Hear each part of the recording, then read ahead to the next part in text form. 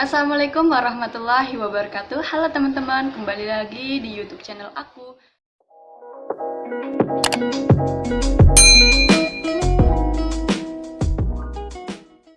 Di video kali ini aku, Wangi Ratu Nurjannah, dan teman-teman aku, yaitu Sayyidatus Salma, Intan Sofiana, dan Niki Afidatul Tasya akan mempresentasikan tentang pemeliharaan jenazah yang meliputi tentang memandikan, mengkafani, mensolati, dan mengkubur. Untuk kalian, jangan di skip video ini ya, dan tonton sampai habis. Setelah itu jangan lupa di like, komen, dan subscribe. Terima kasih. Memandikan jenazah. Dalil memandikan jenazah. Abdullah bin Abbas radhiyallahu anhu, beliau berkata, ada seorang laki yang wukuf di Arafah bersama Nabi Shallallahu Alaihi Wasallam. Tiba-tiba ia terjatuh dari hewan tunggangannya lalu meninggal.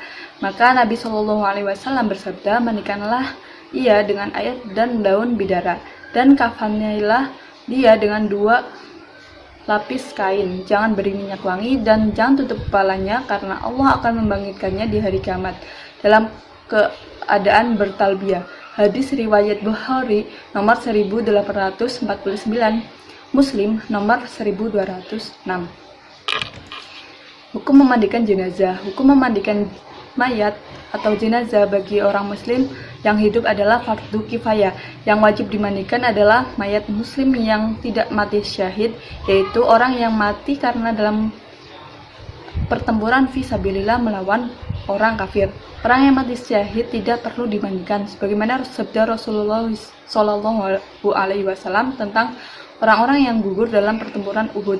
Jangan kamu mandikan mereka, karena sesungguhnya setiap luka dan darah akan semerbak bau kasturi pada hari kiamat, dan tidak usah mereka disolati. Hadis riwayat Ahmad dari Jabir.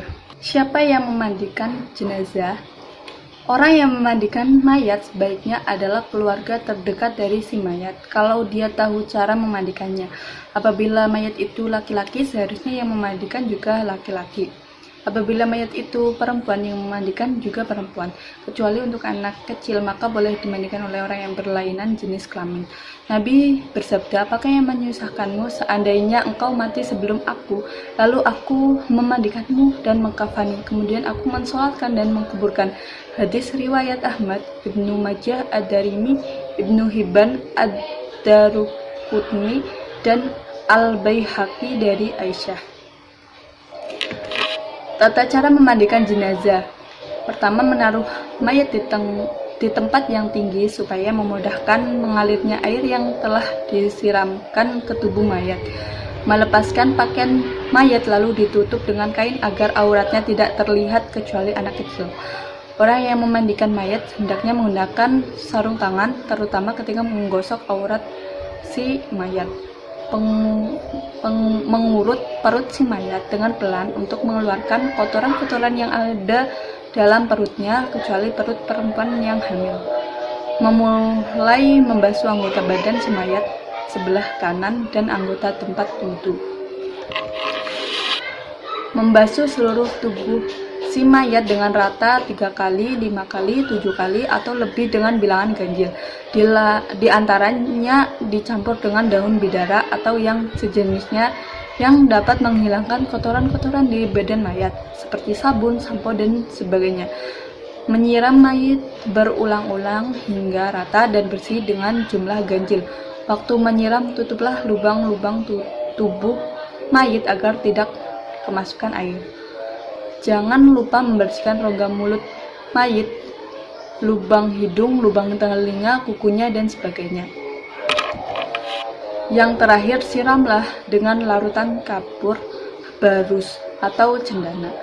Untuk mayat perempuan yang setelah rambutnya diurai dan dimandikan, hendaknya dikeringkan dengan semacam handuk lalu dikelabang menjadi 3, 1 di kiri, 1 di kanan, dan 1 di ubun-ubun, lalu ketiganya dilepas ke belakang.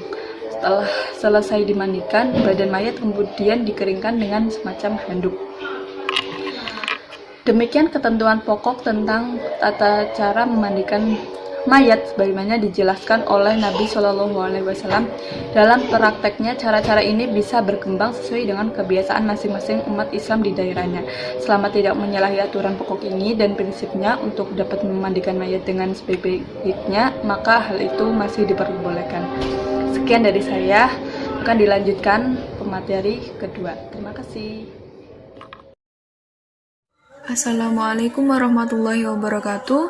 Perkenalkan, nama saya Sayyidatus Salma Salsabilatul Azizah, NIM 202101010076. Di sini saya akan menjelaskan tentang mengkafani jenazah.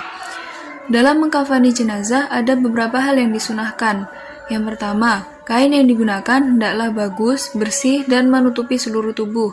Yang kedua, kain kafan hendaknya berwarna putih. Yang ketiga, jumlah kain kafan bagi laki-laki ada 3 lapis, sedangkan bagi perempuan ada 5 lapis. Dan tidak berlebihan. Lalu yang keempat, sebelum digunakan untuk membungkus, kain kafan hendaknya diberi wewangian. Cara mengkafani jenazah. Yang pertama, untuk jenazah laki-laki. Bentangkan kain kafan sehelai demi sehelai, yang paling bawah lebih lebar dan luas, dan juga diberi kapur barus.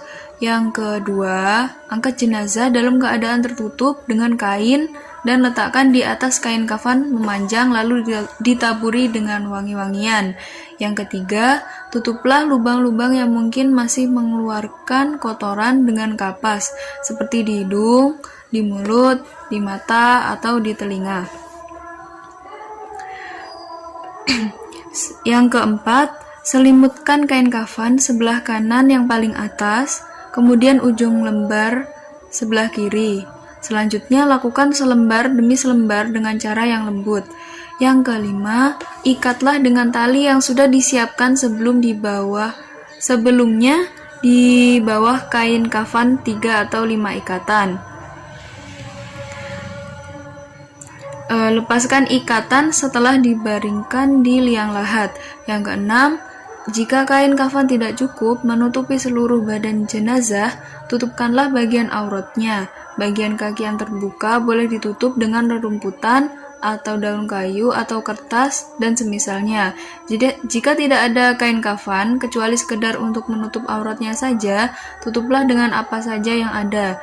Jika banyaknya jenazah dan kain kafannya sedikit, boleh dikafankan 2 atau 3 orang dalam satu kain kafan.